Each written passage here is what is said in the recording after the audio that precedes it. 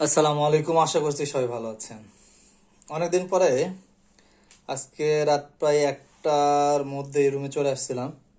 ভাবছিলাম যাই আজকে একটু তাড়াতাড়ি ঘুমাইতে পারবো, কিন্তু আধা ঘন্টা না যেতেই আমার যে হেল্পিং হ্যান্ড মইনুল ফোন দিল যে স্যার একজনে তো ফোন দিছে, বিড়ালের অবস্থা খুব খারাপ, একটু যাওয়া লাগবে। কোথায় বাসা? মিন্টু কলেজের কাছে প্রথমে বললো। পরে আমি বললাম না, এত রাতে যাবো না, আজকে অনেক ইয়েতে বাসায় ঢুকছি কষ্ট করে আগেই, অনেক দিন তাড়াতাড়ি আসা যায় না রুমে, প্রত্যেকদিন 2টা বার হয়ে যায়।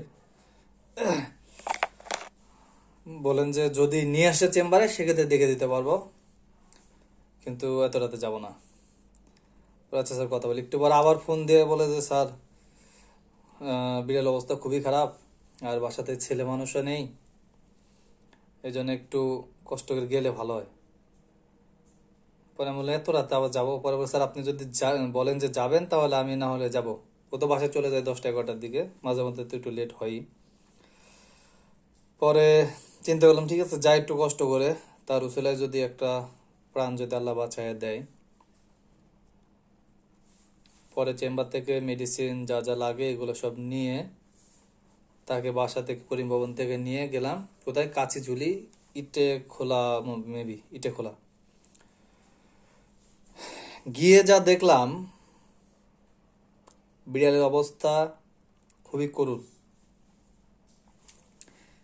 এতটা করুণ যে বলার বাইরে।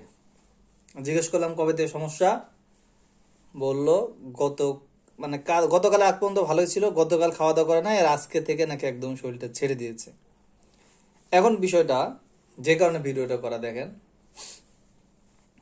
সাপোজ যদি এই রাতের বেলা আমাকে না পেত, অন্য পেট সব পেট ক্লিনিক বলেন সবগুলো কিন্তু এখন বন্ধ। আমার মনে হয় রাতে একমাত্র সার্ভিস দেয় ময়মনসিংহের মধ্যে শুধুমাত্র মেবি আমি, আর কেউ দেয় কিনা আমি জানি না, থাকলে থাকতে পারে, যাই হোক সেটা বিষয় না। এখন বিষয় হচ্ছে যদি না পেতেন তখন কি অবস্থা, একটা অবস্থা হতে বাচ্চাটার। আমি জানি না বাচ্চাটা সারভাইভ করবে কি না, কারণ বাচ্চাটা শরীরে একদমই রক্ত নেই। এটা কিন্তু একদিনে হয় না, একদিনে না খাওয়ার কারণে কিন্তু কখনো বিড়ালের রক্ত শূন্যতা এই পর্যায়ে যায় না। তখনই যায় যখন আমরা খেয়াল করি না।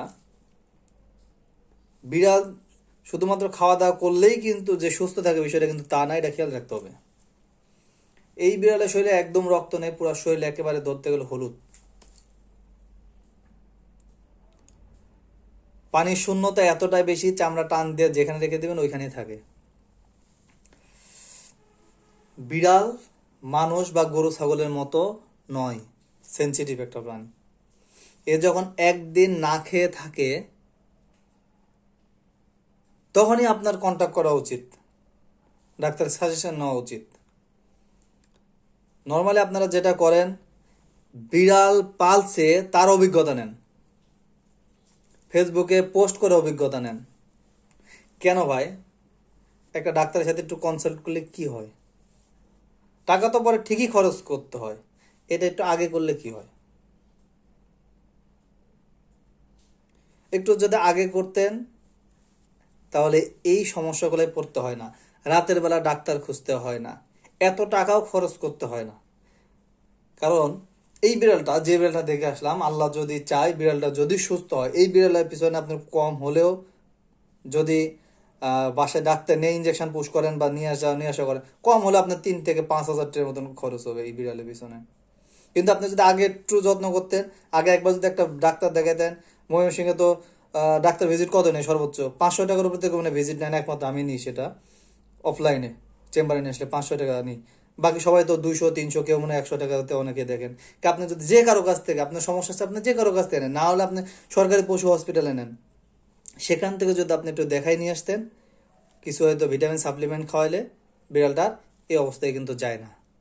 একটু খেয়াল রাখা দরকার, বিশেষ করে পার্সিয়ান বিড়ালের ক্ষেত্রে তো আরও বেশি সচেতন হওয়ার দরকার। আমার মনে হয় বিড়ালকেও শখের বসে না পেলে, মানে ফ্যাশন একটা আছে না যে অমুকে পালতেছে আমারও পালতে হবে, পারলে মনে হয় আমি একদম কিছু একটা হয়ে গেলাম, এইভাবে না পেলে আপনার যদি অ্যাবিলিটি থাকে, আপনি রেগুলার ডাক্তার দিয়ে চেক আপ করাতে পারবেন, নিয়মিত ভ্যাকসিনেশন করতে পারবেন, ডিওয়ার্মিং করতে পারবেন, তারপর আপনার বাসার কোনো সমস্যা নেই। আছে না কিছু বাসায় কয়েকজন বিড়াল পালতে চায়, কয়েকজন পালতে দিতে চায় না। আমি এমনও দেখেছি যে নিজের বাসার লোক বিড়ালকে লাথি মেরে পা ভেঙে ফেলছে, নিজের বাসার লোক কোনো কিছুতে কূপ দিয়ে কেটে ফেলছে, এমনও দেখছি আমি। তো এই ধরনের সমস্যা যাদের নাই, বাসাতে সবাই বিড়াল পছন্দ করে, অথবা আমি চাইলেই বিড়ালকে যে কোনো সময় ডাক্তার দেখাতে পারবো, মাঝে মাঝে ভিটামিন সাপ্লিমেন্ট খাওয়াতে পারবো, তারপর হচ্ছে ভ্যাকসিনেশন রেগুলার করতে পারবো, ডিওয়ার্মিং করাতে পারবো, এই অ্যাবিলিটি যদি আমার থাকে তবে আমার বিড়াল পালন করা উচিত, না হলে বিড়াল পালন না করাটাই ভালো। আর বাসায় ছোট বাচ্চাদের খেলনার জন্য বিড়াল দেওয়ার দরকার নেই। বিড়াল খেলনার জিনিস না, হ্যাঁ শখের জিনিস, ভালোবাসার জিনিস, আদর করার জিনিস।